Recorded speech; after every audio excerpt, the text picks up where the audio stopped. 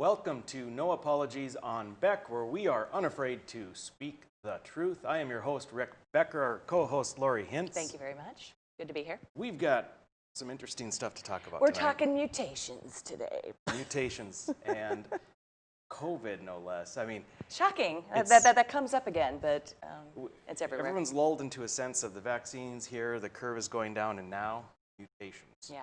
Well, that like we needed anything else. You know what? Just that word should strike fear into people, and I guess that's the goal. So. Right. So this is coming out of the United Kingdom, Great Britain, and what they have found is there's a new spike in cases, and they're finding that the new spike is because of a mutation in the virus itself, which that throws up red flags for me. What kind of mutation? Exactly. And it turns out it's a mutation of the spike protein. Right. They titled it. The scientists have named it VUI-2020-12/01. Clever name, but VUI. I don't know why. I don't know why scientists name them that way. Anyway, but you're right. And the problem with it is it's making numbers go up a little bit. However, it's not really changing the death rate yet that I can tell. Have you seen? No, there's no indication of that. Which is, the death rate is interesting. It could go into a little tangent here, but the death rate in the UK is about 1 per 1,000 for the whole population. And that's the same death rate as in the United States. And we've been hearing, at least leading up to the election, I guess we haven't been hearing it much since, we've been hearing about how badly the United States is, how embarrassing it is to be in the United States with their lack of consistent national shutdowns and so forth. And how the whole rest of the world is looking at us, and we're exactly the same as the whole rest of the world. Exactly. Donald Trump, apparently if Donald Trump is the reason for the death rate in the United States, he must be the reason for the death rate in the UK because they're the same. Exactly, right. So a lot of shutdowns. sidebar.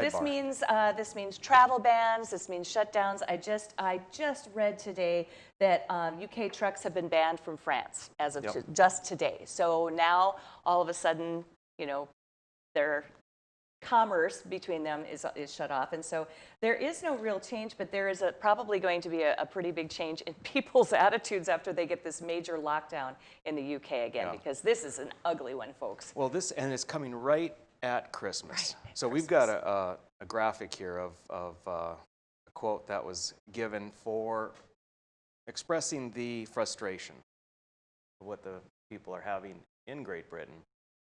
Lockdowns and increasingly severe tiered restrictions have failed in their goal of slowing the transmission of COVID, and now the government is expecting people to sacrifice the chance to share Christmas with family, friends, and loved ones just a few days after promising the opposite. That is a real problem. That's a PR nightmare is what that is right there. Absolutely. And they're talking about, you know, you literally can't even be there with your family. And then this. We don't want to have lockdowns. The cure cannot be worse than the problem itself. Where have we heard that before? On this program. A few times maybe. Well, what we're seeing here is the same thing that we've been seeing state after state. When you really try and look objectively, not wishful thinking, not appeal to emotion, just look at it objectively, the lockdowns, the mandates aren't changing the curve. They're not changing what's happening with the virus and how it's affecting the population. The United Kingdom has put in severe restriction after severe restriction. They have similar curves to other places, and now they're having a new curve with a new virus. So in North Dakota, we of course have our color wheel, or our little color section. In the UK, they have tiers. They have all these tiers, and they have actual physical areas of their country that have different tiers, which is an interesting way to go about it too. You know, this tier is this area, that tier is that area. But this is such a restrictive one, this tier 4 is so not cool. It's pretty severe. Yeah. And it's similar to what Burgum had when he was going county by county with the color codes until he just kind of changed the whole state. Exactly. But, you know, back to that protein. So we're talking about the mutation. Now, it's very, very common for viruses to mutate, and which is why we have a strain of cold, you know, every year is different. Right. Different strains of the shots, flu. Every year you have a different flu shot because it changes. So the mutation is not unusual. What I'm wondering about, though, is the RNA vaccines from Pfizer and Moderna. are based on an injection of RNA into our system, in which then the body produces little proteins that mimic the proteins that are the spike proteins on the virus. Right, right. So, and then the body has antibodies to fight off those proteins it made. If the spike proteins change enough, then there's no way the virus can be effective against a significantly mutated spike protein. Now, it may not be mutated enough. Scientists are saying thus far it looks like it's supposedly supposed to still work. Well, but how would they know? it's too early to say. I would say, how would they even know? There is Exactly. no way they can. It might work. Exactly. It might very well work, but it might not. And what they're doing is just kind of hedging their bets. And I've seen where they did say, well, there's no reason to believe it won't work, but they've also said, we have not found findings contrary to. So, well, sure you haven't, because enough time hasn't passed yet. Too early. Right. Far too early. So retailers in the UK said last night that they are staring into the abyss. Can you imagine that? That sounds like something a retailer would say. It's staring into the abyss. Yeah. After the imposition of these new rules, the week before Christmas too. Like, that's not a really big retail week. Of course, it's huge for them, and so they're looking at that. Businesses criticized the decision and suggested that thousands of jobs could be lost due to the measures. I don't doubt that in the least. I'm certain that they could, and they'll probably see that in the UK. Yeah, absolutely. One thing I want to point out, our second graphic where it said the cure cannot be worse than the problem itself, that's from President Trump. Right. That's a quote from Trump. Right. And I'm glad that that his quotes are something we can stand on, Right. and they're meaningful, and that he maintains a positive presence. Well, he's exactly right about that too. Absolutely. The problem is that all of the outside ancillary collateral damage that happens because of these onerous rules, at some point you've got to acknowledge them. You just have to look at them and say, okay, this is making things far worse for everybody.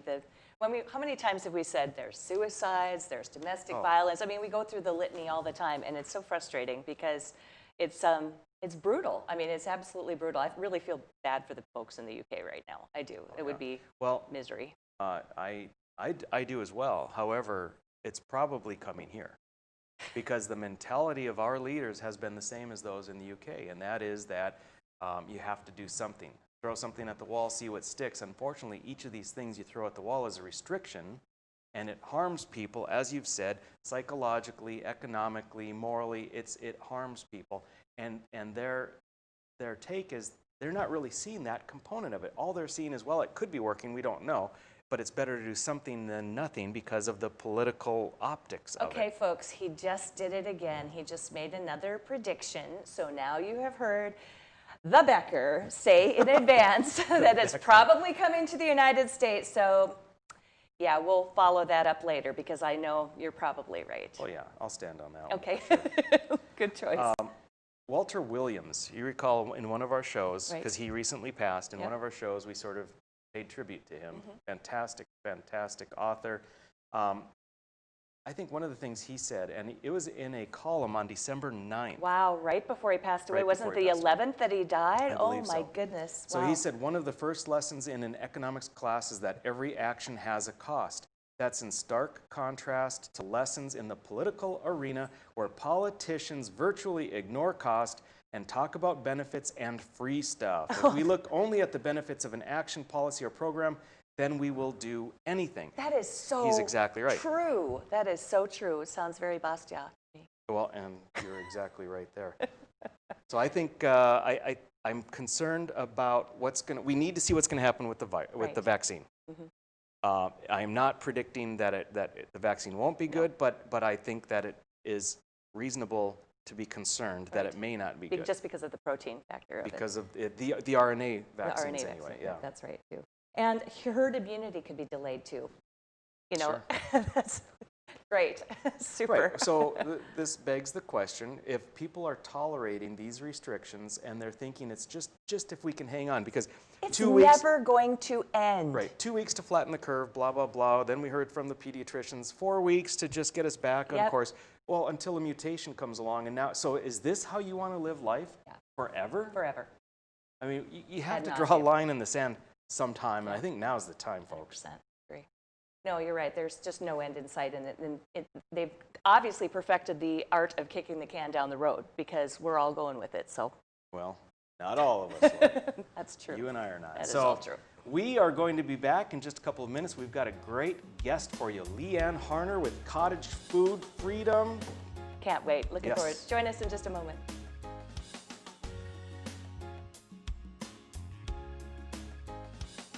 Beck News brings you real people and real news. Every weekday on KNDB, KNDM, and KRDK. Start your evening with the Dr. Duke Show at 4. Take a fresh look at current events with Ladies of Another View at 4:30. Go down the road with Joel at 5:30. Watch No Apologies with Becker at 9. Cap off your night with No Filter with Debbie at 10. Beck News. Real people, real news. Capital City Restaurant Supply is your one-stop shop for quality restaurant products for the large to small kitchens. Commercial-grade restaurant and bar supplies, limb game processing equipment, refrigeration, dinnerware, and smallware. We sell everything including the kitchen sink from trusted manufacturers for the chef and all of us. Open to the public since 1971, we are veteran-owned and North Dakota proud. Let us take care of your restaurant and home kitchen needs today by visiting us at 1414 Interstate Loop in Bismarck or on the web at capitalcityrestaurantsupply.com.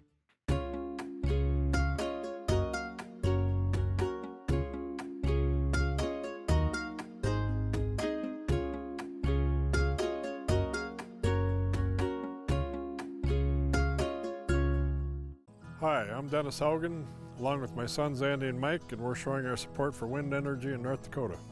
Wind energy has provided farmers like us with a steady stream of income that's not tied to the weather like crops and cattle are. Another bonus is that wind farm owners are required to maintain the roads leading up to the turbines. Because of that, oftentimes these roads are the best in the county. Wind energy is good for landowners, it's good for the land, it's good for our economy, and it's good for North Dakota. For the greatest selection and full menu offering is the Four Season Restaurant and Ice Cream Parlor in Garrison. Succulent sandwiches, big breakfasts served all day, and delicious desserts. Easy access in and out for campers and RVs. The Four Season Restaurant at the top of Main Street, Garrison.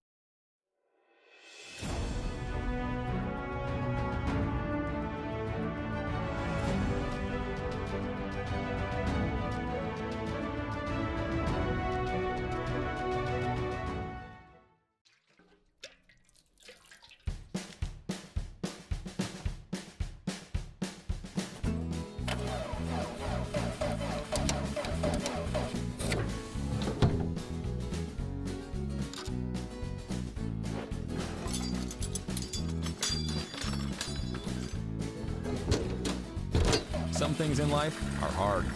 That's why banking shouldn't be. Cornerstone Bank.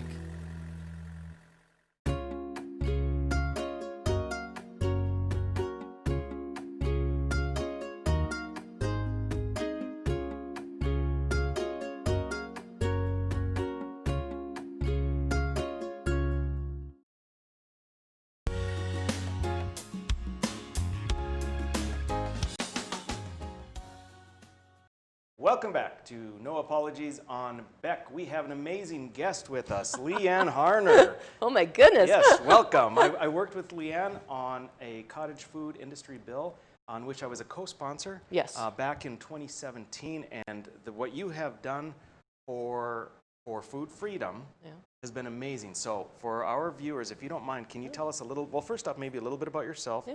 What the heck is food freedom? What is cottage food industry? Oh, I mean, I get real excited talking about food freedom. I just think it's such a great concept. Food freedom was initially started in Wyoming. And in 2015, the Wyoming legislature passed a bill that said, if you grow it, if you create it in your home kitchen, on your farm, you can sell it, with few exceptions, directly to any consumer. And you just have to tell them, the government did not permit this, the government does not have any oversight, there's no inspection, you're just trusting that we've got you a good product and the customer is the ultimate inspector. I mean, what a radical concept. You can sell food to your neighbor, you can give it away all the time, but you can actually sell it. Exactly. So, right, so this is, I think a lot of people don't know this because before 2017, and there are several exceptions where it's still legal, but before 2017, you couldn't just go make something, a Coogan, and sell it to your neighbors. You could give it to your neighbors, but it was against the law. You were breaking the law if you sold it to your neighbors or if you were trying to raise money selling it, whatever it might be. Yeah, I mean, you could do it, you could donate it to a church bake sale or a school bake sale, and everything was fine. But heaven forbid you'd actually make money, because for some reason, if you make money with it, why, you must be trying to poison What was somebody. the rationale? What was their argument against that, Leanne? Their argument was simply that you would be producing too much and you weren't educated, you wouldn't produce it safely, and it was a food safety issue. It was a That food was what they safety were issue. saying. It's always about, because it doesn't matter if we take away freedoms as long as our safety is increased You know and what? guaranteed. That's so true. And this Why- is very much like COVID. It comes where up all the COVID time. doesn't Yep. come to bars until 10 o'clock. Right. Yeah. Botulism does not come to food unless you're selling it for money in return. Then there could be botulism. If you just give it to the bake sale, yeah, it probably doesn't have any botulism in it. But Yeah. if you sell it, that probably creates the botulism. Which, by the way, haven't been any cases of botulism in this kind of stuff for, I mean, years and years and years. Well, in the last 80 years, there's been, I think, 2 cases where green beans cause botulism. Now, there's some commercial products that have caused botulism in the state, Right. but there has never, ever in North Dakota or anywhere in the United States been a cottage food product that caused any type of foodborne illness. There you go. And what's better than a 100% safety record?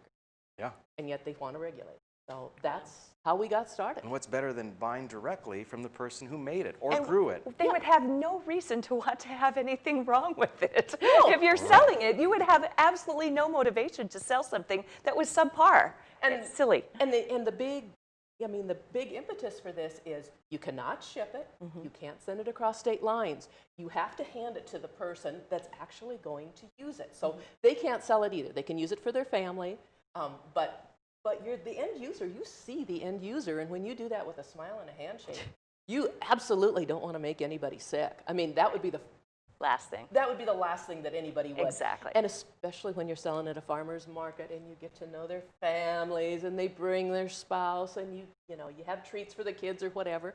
I mean, there's a real relationship there. Yes. They're an extended family. So, We'll talk about this 17 bill, this 2017 bill. I want to Yes. hear about that. so the 2017 bill in North Dakota basically did what Wyoming did.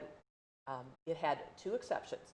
Red meat had to be inspected, and we continued with the meat inspection process, which is fundamental to the state. And then secondly, you cannot sell raw milk products directly, so no raw dairy as such.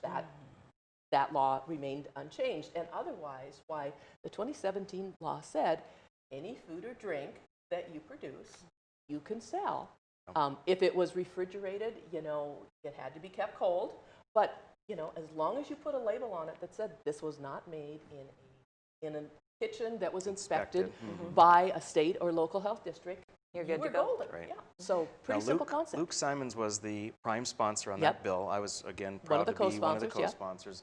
Luke was a strong proponent. He actually would, every morning, I remember this. Yeah. every morning, he would come into the legislature with I think it was a mason jar. Right. But it was something visible. Right. And he was drinking raw milk. Raw milk. Raw milk from my goats. Because Is that it- right? Yeah. They were from my goats. I loved it. I did mean, too. that was just so That's a good classic. visual. I'm more of a city slicker. I like skim. So that might have been, Yeah, you would really not, because my goat milk at that time was between 6 and 7% butterfat. So, Really? one of my customers said, "That's not drinking milk, that's sipping milk," sipping milk. because it's so thick. Right, but I knowing could- Luke, it was I'd like probably to not a use it in problem for Coogan. him. Right. I'd like to use it in a little Coogan it or was, something like it's that. but- wonderful for that kind So of thing. he every day he drank it to make a love it. point Right. that it's Yeah. safe. So, so that passed. It was an amazing thing. I think it was so good for average citizens who are trying to make a living simply and with as you pointed out, a personal relationship with their clients, with their customers. Yes. Then what happened with the Department of Health between 17 and 19? Well, the Department of Health, first they wrote a guidance document for as soon as the bill became law, that said, oh, we don't want you selling this and this and this. But it was just a guidance document on their website. Right. It did not have the force of law, so they couldn't enforce anything about it. So then in February of 2018, they tried to write rules. A group called the Institute for Justice came in and wrote a letter to the governor, the attorney general, and the health department and said, you know what? These rules fly in the face of what the legislature did, and we sue states because of this. And all of a sudden, the health department pulled back their rules. So we're thinking, okay, this is pretty cool. And then in 2019, we had a senator that decided that he wanted to put a bill in that basically would codify the department's rules and restrict no low-acid foods, no refrigerated foods, all sorts of things. And so we had to fight it again. And you know, the people that are fighting it are all individuals. You know, we're the little guy. There's no paid lobbyists. There's no big funds here. Right. We're No just doing PAC this. behind you or anything like that. No, we are just doing this, you know, because we believe in it. And really a lot of freedom fighters and a lot of the people on the forefront are not cottage food producers. They're just people who believe in freedom. Yep.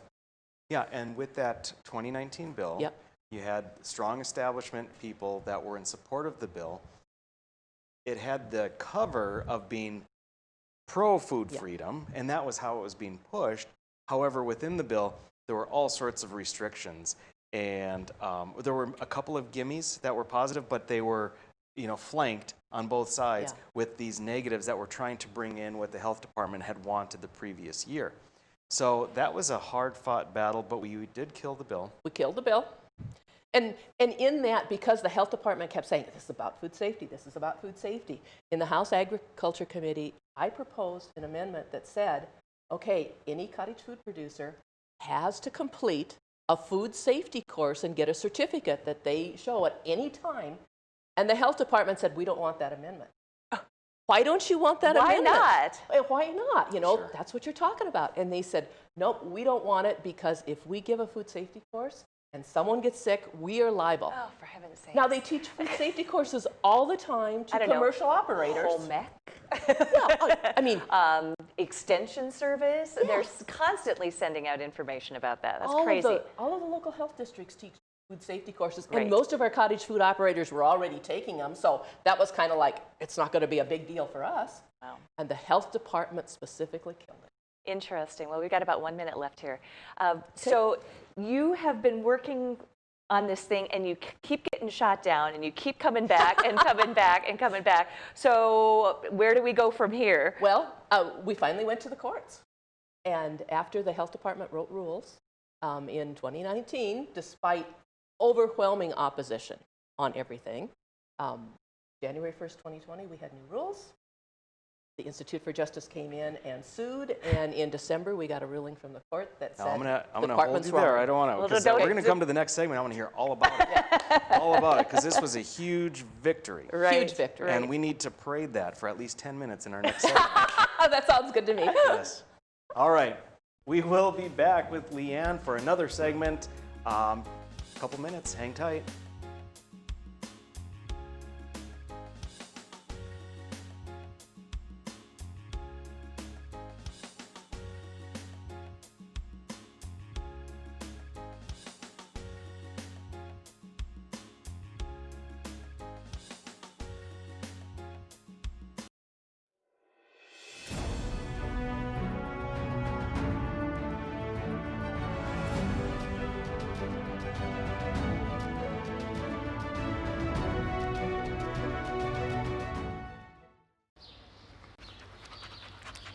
Jeez, what a mess. Look at that. There's roof stuff everywhere. It's so embarrassing. Ruins the neighborhood. Come on, humans. Let's get this fixed. Don't let your roof go to the dogs. Call America's Best Contractors for your free estimate. Need a new woof? After checking with the rest, go with the best. America's Best Contractors. 258-2412. Online at americasbestcontractorsincorporated.com. In southwestern and south central North Dakota, on any given day at any given moment, a Dakota Community Bank and Trust customer is logging in or signing on to do their online or mobile banking. We believe that community banking can blend both the past with down-home customer service in-house and the future with modern banking conveniences and technology for our customers anywhere, like here or here, all while honoring our long-standing tradition of community-first oriented banking here at Dakota Community Bank and Trust. My wife was diagnosed with early stage Alzheimer's.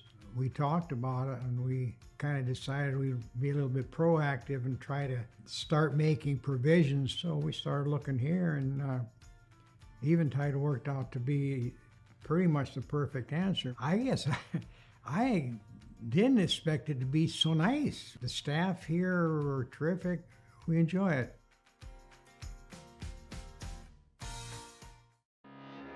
They say when the going gets tough, the tough get going. At OK Tire, we're here to keep you going. From Firestone tires and replacements to retreads and even Firestone tracks, we have you covered. Our certified Firestone experts are ready to get you back up and running, no matter if you're on site or in the field, saving you time and money. OK Tire, we keep the tough going. Now is the best time to plan for your 2021 farm equipment needs. North Dakota-based Summers Manufacturing is currently offering early order savings. Take advantage of big savings on North America's broadest tillage line, including the Super Kohler Samurai and the innovative VRT Renegade, as well as the best built, best backed land rollers in the industry. Talk to your Summers dealer today or go to summersmfg.com to learn more about early order savings available on all Summers equipment.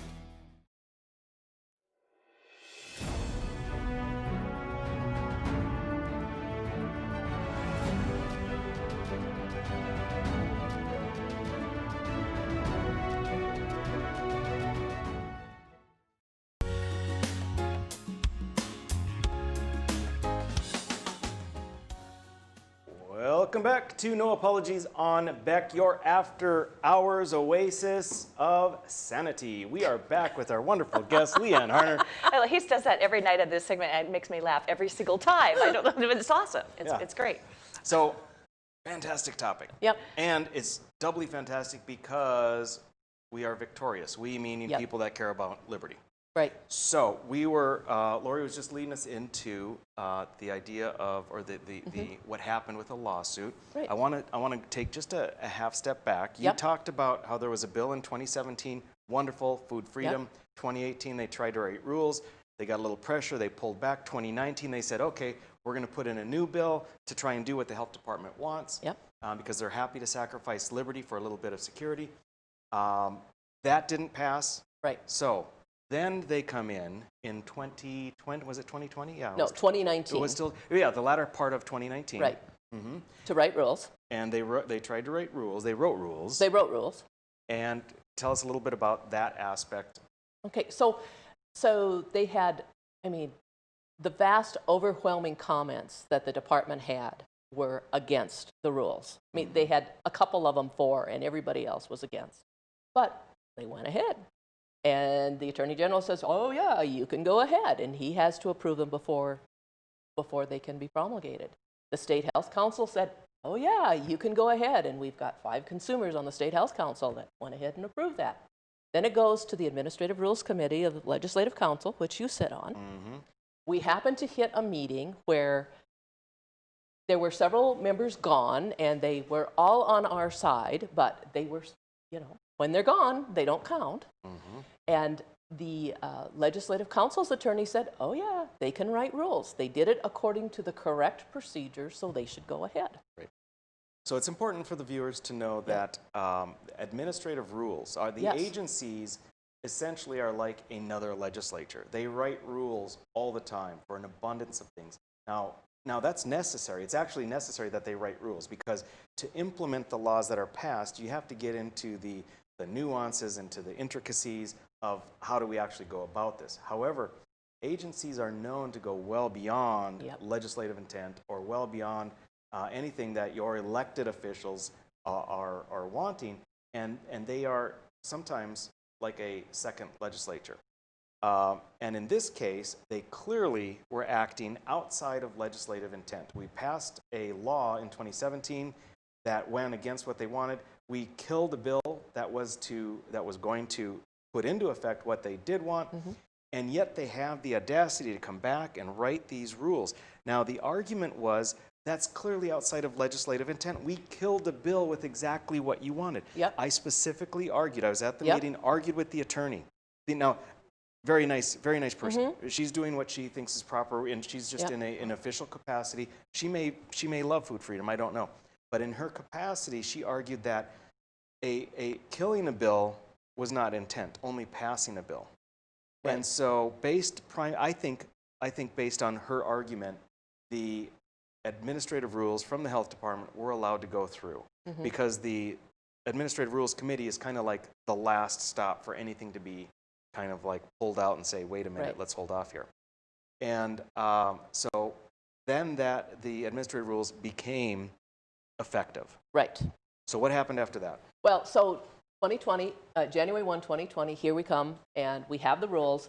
And one of the reasons that we said that the rulemaking was illegal, was way over top, was the fact that in the original law, it says, notwithstanding any other provision of law, a state agency or political subdivision may not require licensure, permitting, certification, inspection, packaging, or labeling that pertains to the preparation or sale of cottage food products. So it says, you can't do this.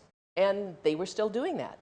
So the Institute for Justice came in. They found 5 wonderful plaintiffs, people who had been impacted by this that wanted to sell these products or had been selling them in some cases. And now we're not going to be able to. And they sued the state. And on December 10th of this year, District Judge Cynthia Phelan ruled with cottage food producers 100%. And in her ruling, she said, this is a quote, "The department does not cite to any legal authority establishing or even suggesting that if the legislature fails to pass a law an agency wants, the agency can then enact the law on its own through the back door with rulemaking." I mean, what a fabulous That is ruling. so well put, and it's so true. There's got to be a back door and a way to just negate what you let me tell passed you, as. that will have wider implications because within the last year, at the Administrative Rules Committee, it was said in public that the history of a certain rule that they wanted was that they were trying to get it passed in the legislature, it got killed, and someone in leadership said, that's okay, we'll get it passed in administrative rules, if you can imagine that. Oh, wow, the audacity. Well, Yes. that's pretty bold. And Yes. how about this sets a fabulous precedent for the future? Absolutely, it does. And it proves why we need checks and balances and why it's so important to vote on judges. And to understand who your judges are. Exactly. You know, and maybe the hardest part of finding is finding about that. Great that is point. important. That is a great point, and you should research and learn a little bit too. Yep. Can you tell me a little bit about the cottage food industry and how many we're talking here and how it's been going? Well, in 2019, we did a little survey because we'd had now 1 full year of cottage food. And we just looked, because there's not permits or anything, we don't know how many cottage food operators are out there. Sure. But we know selling at farmers markets in 2018, we had about 440 vendors that sold cottage food. That's about 3/4 of the people who were vending Wow, at that's a farmers lot. markets. It Yeah, is. that That's is a lot. Yes. And they sold about $1.5 million worth of cottage products there. So this was an important boost to their economy. Nationwide, about 83% of cottage food producers are women, and most of them are low-income women. They make an average of about $3,500 a year on their cottage products. But that may be the difference between somebody staying home with their kids, not staying home. 100%. You know, in North Dakota especially, that can be the job that pays for the health insurance for the family. Exactly. Or, you know, it's something you can do if your son or daughter wants to come home and you want to expand, but you don't want to buy more land. You know, you can grow a vegetable garden, you can start canning, and you can start baking, and it's just a huge, huge opportunity. Do you have a resource for people who might be interested in going that route in cottage foods? They can come to our website, www.ndfoodfreedom.com. ndfoodfreedom.com. Okay. Yep. That, you know, we'll get them there. They can contact me through that website, and we're happy to help put them, you know, to put them in touch with other people and get them to thinking about food and food freedom and liberty. Yep. So you still can't buy raw milk, is that correct? You can buy raw milk, but only through a herd share. Through herd share. Okay. Through a herd share. So you buy a share in the animal, and then you pay a monthly or a weekly boarding fee, and you get the milk. And you know, it's a workaround, but because the consumer is buying into that animal, again, there's no government involvement with it. It's directly producer to consumer. Can you do herd share with meat? We haven't, no, we don't formally have that agreement to do herd share with meat, but they are doing it in Wyoming now. So I'm hoping somebody is going to put a bill in about it. Maybe Representative Simons. Maybe he will. I don't know. We just called him out right there and Get just on named him. All right. So in our last minute, let's talk a little bit about some of the items that people will find in cottage foods, because you've talked about meat and dairy items, but what other things? Well, yeah, and meat and dairy are kind of Separate, off the table right. there. But, Correct. you know, you will find kuchen, you will find lefse, you will find every kind of pie and family dessert. You'll find all sorts of canned goods, jams and jellies. And then you get into the really creative stuff where there's a person that has a salt business, and she makes flavored salts. Fantastic. Now, she's been doing this for just a few months, and she's already made an agreement with a commercial kitchen, and she's starting to ship her salts out of state because of what's going on. That's great. We have people who start off baking cakes in their home, and now they have commercial bakeries. But they proved their product and got their following through cottage food. That's the kind of economic growth that we have. Absolutely. You Fantastic. get government out of the way. Yep. And people will prosper. That's true. That's the way it is. Thank Thank you you. so Yes, much for being this with is us. so Pleased to be here. Great topic, great work that you're doing. I appreciate Yeah. you. Well, thank you, and we appreciate what you guys are doing here. Yeah. This feeds into us. Yeah, Stick run- with us. We're going to be back in a couple minutes. brain food. Brain food.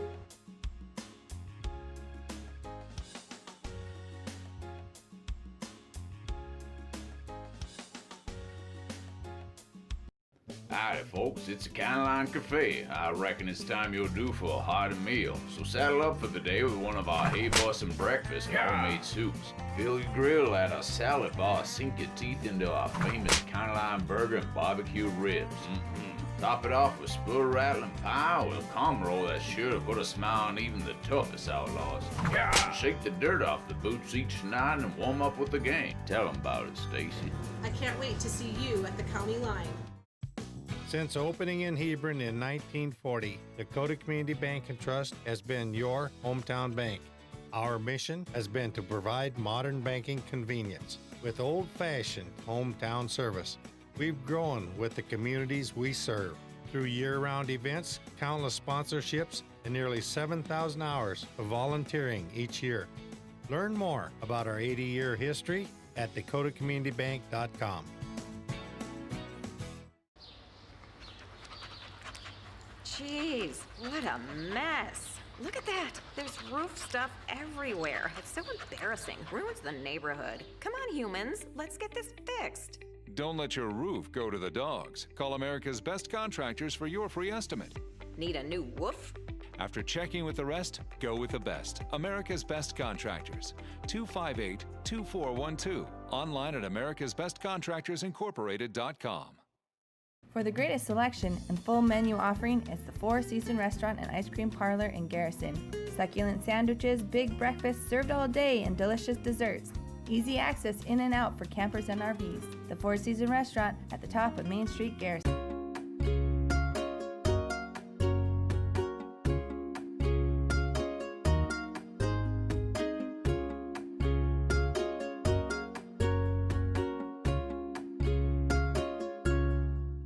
Are you a thrill seeker, sightseer, or day tripper? The Ford Bronco Sport SUV is built for you. Four Bears Casino is giving away a 2021 Ford Bronco Sport loaded with a ton of interior space, safari-style roof, smooth suspension for any terrain, and easy-to-clean surfaces. Qualify now just by playing your favorite slots at Four Bears Casino. Double points on Sundays. Also get in on Super Senior Wednesdays, slot turning Thursdays, and hot seats on Wednesdays and Thursdays. Spin into Four Bears Casino and Lodge for chances to win.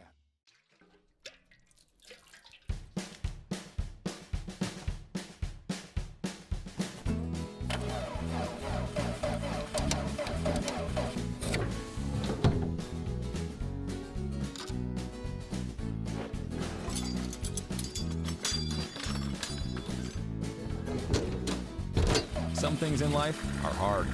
That's why banking shouldn't be. Cornerstone Bank.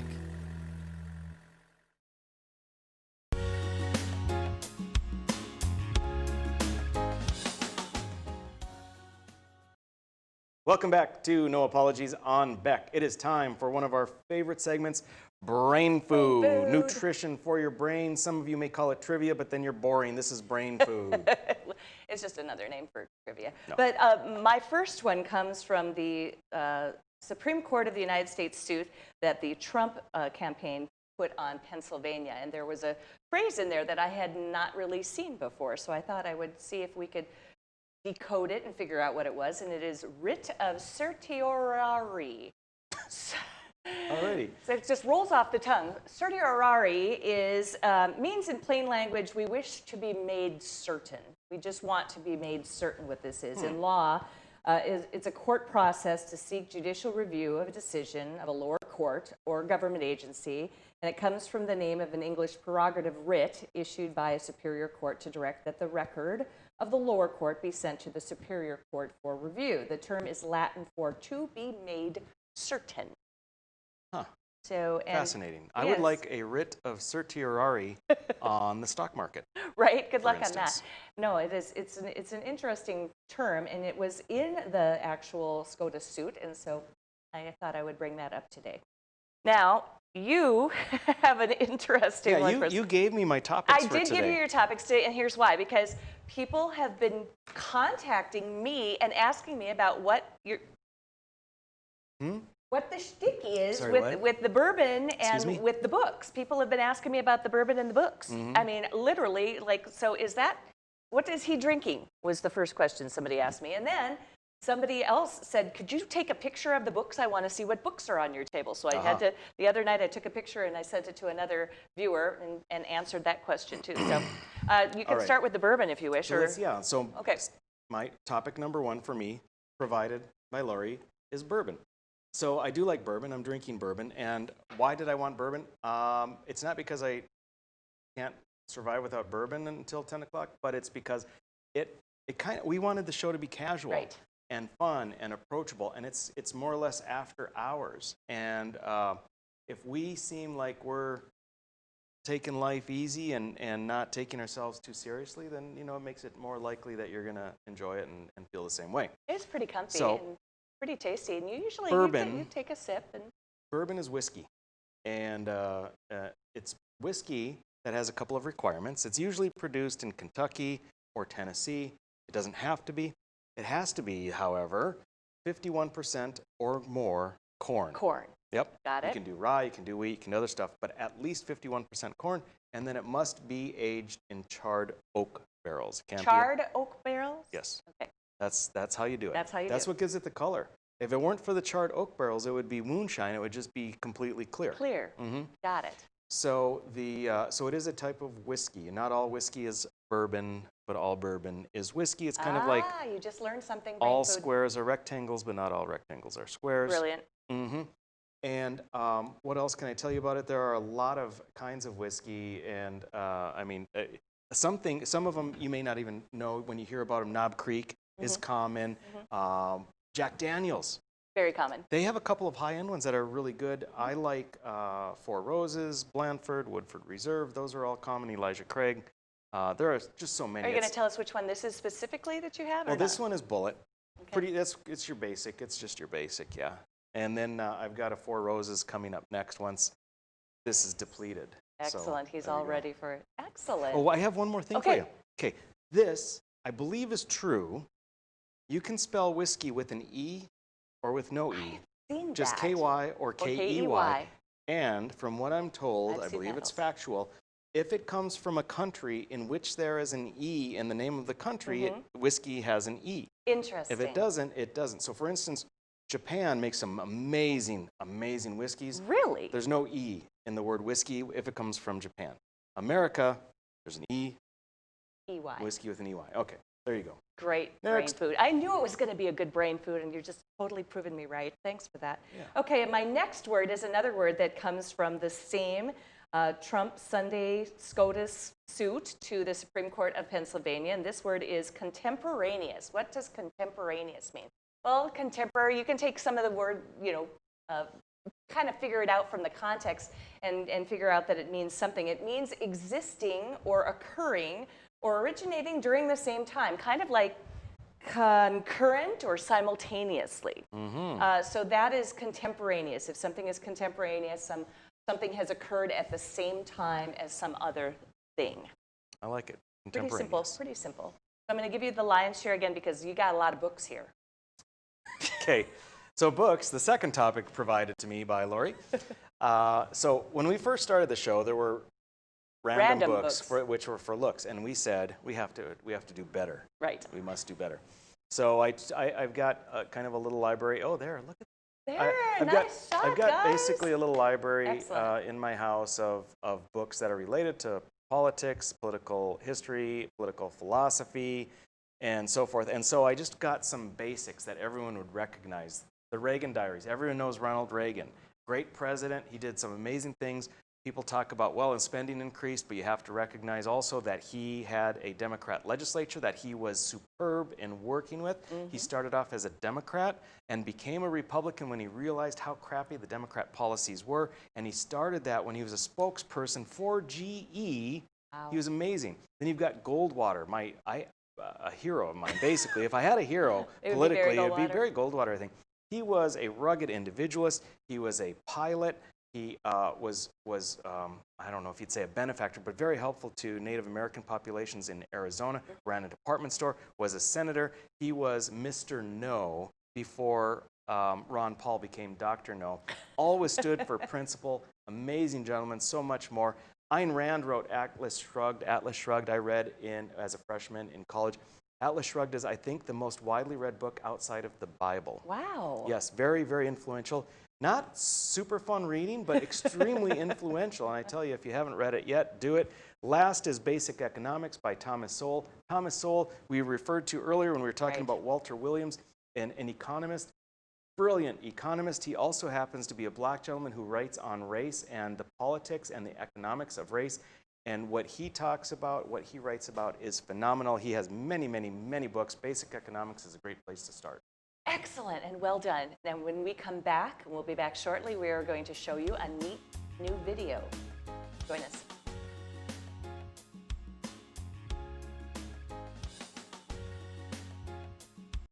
Howdy, folks. It's the Caroline Cafe. I reckon it's time you're due for a hearty meal. So saddle up for the day with one of our Hey Bossin' breakfast homemade soups. Fill your grill at our salad bar. Sink your teeth into our famous Caroline burger and barbecue ribs.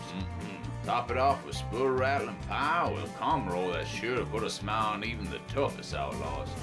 Shake the dirt off the boots each night and warm up with the game. Tell them about it, Stacy. I can't wait to see you at the county line. Hi, I'm Dennis Haugen, along with my sons Andy and Mike, and we're showing our support for wind energy in North Dakota. Wind energy has provided farmers like us with a steady stream of income that's not tied to the weather like crops and cattle are. Another bonus is that wind farm owners are required to maintain the roads leading up to the turbines. Because of that, oftentimes these roads are the best in the county. Wind energy is good for landowners, it's good for the land, it's good for our economy, and it's good for North Dakota. Capital City Restaurant Supply is your one-stop shop for quality restaurant products for the large to small kitchens. Commercial-grade restaurant and bar supplies, limb game processing equipment, refrigeration, dinnerware, and smallware. We sell everything including the kitchen sink from trusted manufacturers for the chef in all of us. Open to the public since 1971, we are veteran-owned and North Dakota proud. Let us take care of your restaurant and home kitchen needs today by visiting us at 1414 Interstate Loop in Bismarck or on the web at capitalcityrestaurantsupply.com. My wife was diagnosed with early stage Alzheimer's. We talked about it and we kind of decided we'd be a little bit proactive and try to start making provisions. So we started looking here, and Eventide worked out to be pretty much the perfect answer. I guess I didn't expect it to be so nice. The staff here were terrific. We enjoy it.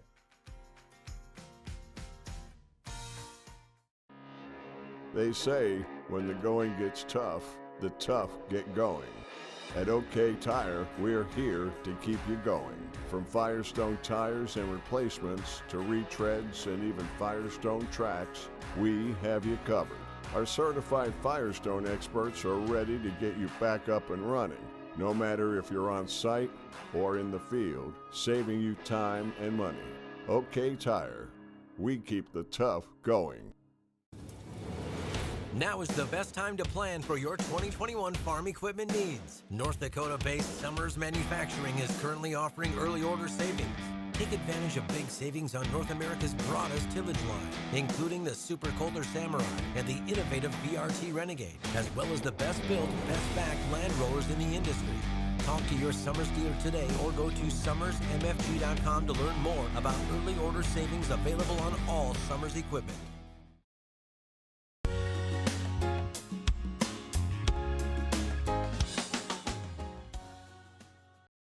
Welcome back to No Apologies on Beck, our final segment for tonight. Thank you for hanging with us. If you missed the earlier part, you better go back and watch it because it was pretty darn good. Right? Just saying. Yeah, we're going to show you a little video. I love the kind of the backstory behind these videos and how we managed to get them. Somebody contacted us. Yes. Chris Wasepka is a videographer, and he proposed the idea of just doing some real footage of people who are experiencing what it means to have been affected by these executive orders with regard to COVID. And last week we saw a video from the folks with Fat Fish Brewing in Dickinson. And he's got another one for us that we're going to show tonight. So let's go ahead and roll it.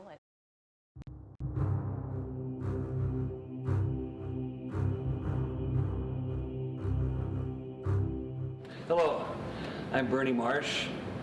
My wife Paulette and I have owned the Bernie's Esquire Club here in downtown Dickinson since 1987. So that's 33 years, I believe. And we've gone through 2 busts, oil busts. And I'll tell you what, this corona restrictions are probably hurting us more than the money that we lost. You know, it's a family business. We have 8 children, and they have all worked for us at some point or other. Right now, I have 2 children that are working for me, and it's tough to see them have to struggle. You know, cutting on their tips. It cuts on our blackjack and our gaming. Those people depend on tips. We've got coin-op people in here with darts and pool and jukebox, and their income is down because of the restricted time.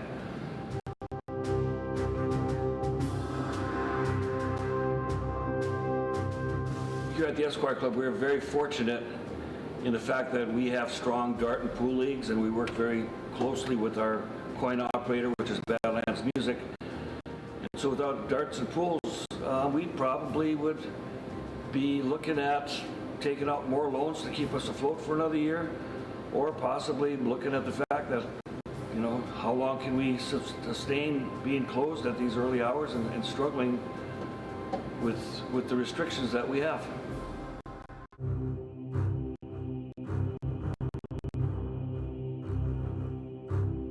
I grew up feeling that you have to work for what you have. And so my family, my children were raised that way. My wife, that's the same belief she has. And so we are a part of the community. We've been downtown in downtown Dickinson on the corner from the post office for, the bar's been here since 1952. We've been here since '87. We're a part of the community, and we see where the struggle is at. Well, on a normal day in my business, it's like 9 or 10 o'clock in the evening that we finally pay our daily bills. And then the rest of it is money to make improvements or whatever we can do with, because even though the bills are paid, there's still other bills that come in. And it's the same thing for my help.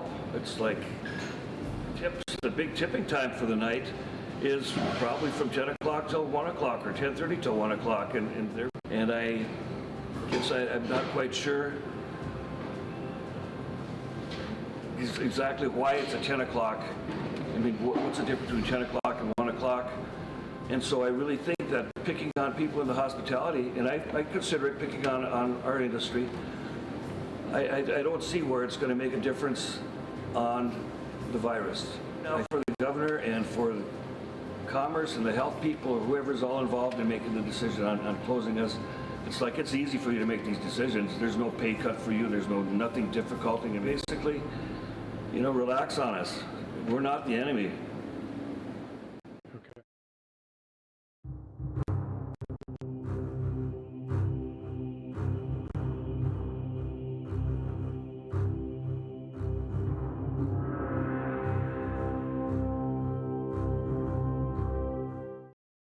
Well, that was good. It was. Thank you again, Chris. That was another good video.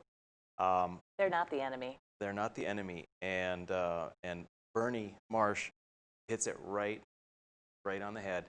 It's easy to make these types of restrictions when you're not being affected by it. Exactly. You can't, I mean, that cannot be overstated.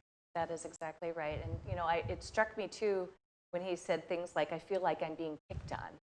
Because why wouldn't you? I mean, if people are randomly picking a number like 10, that's when you can stop. And, you know, he's exactly right too. The tips are probably totally squashed because of that ridiculous timing. Yeah, the majority of the money comes in after 10 for these bars. And so it's, well, I hope Bernie does it. He's a character. I've had some interactions with him in the past, years ago, back in the old days. And he's a really good guy. He's a really hard worker. He's had that bar, as he said, for 30 plus years.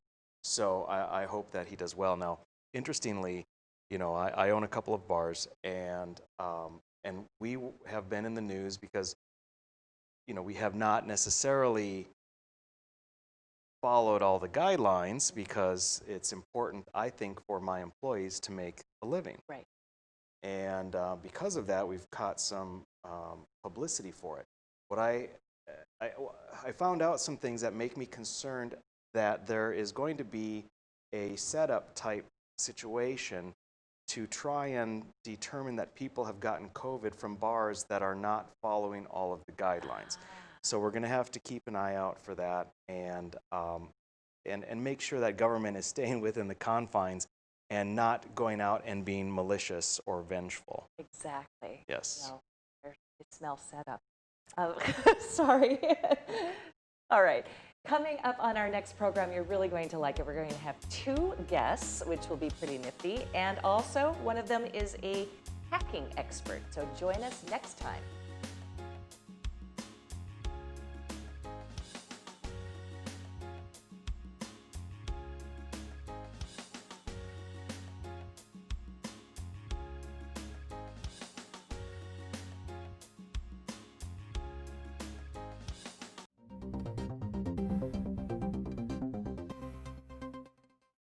Beck News brings you real people and real news. Every weekday on KNDB, KNDM, and KRDK. Start your evening with the Dr. Duke Show at 4. Take a fresh look at current events with Ladies of Another View at 4:30. Go down the road with Joel at 5:30. Watch No Apologies with Becker at 9. Cap off your night with No Filter with Debbie at 10. Beck News. Real people, real news.